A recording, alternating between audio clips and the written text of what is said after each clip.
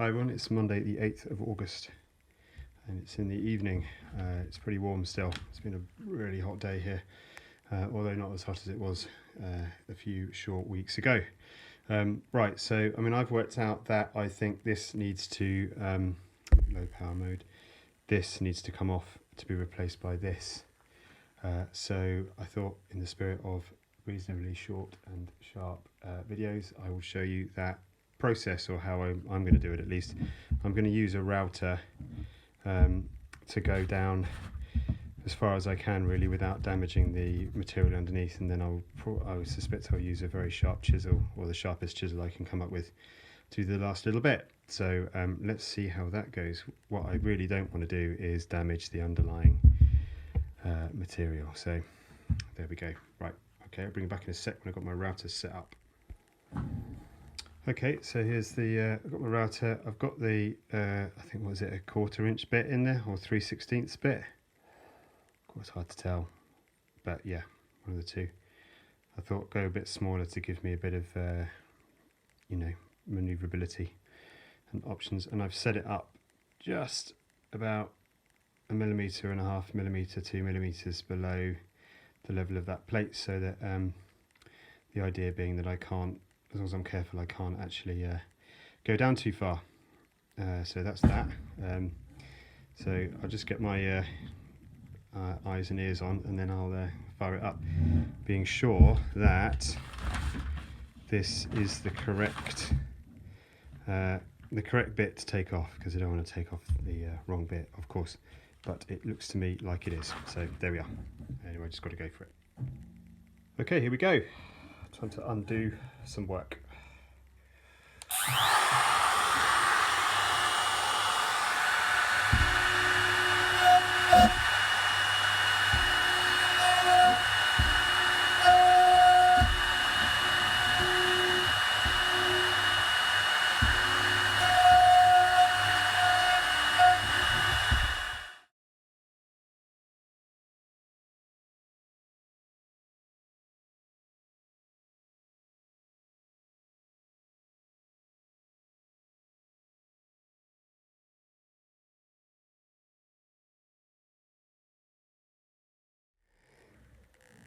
Yeah, this is a bit tough. I've kind of adjusted.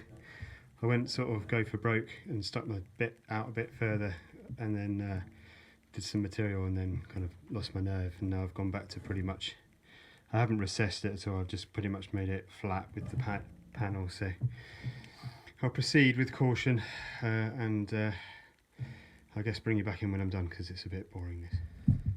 So I've taken that down now. It's wafer thin now. So there you go. Look, I've just peeled it apart there with my fingers. So I think that's the way to do it. That's the way to do it, I think. Very, very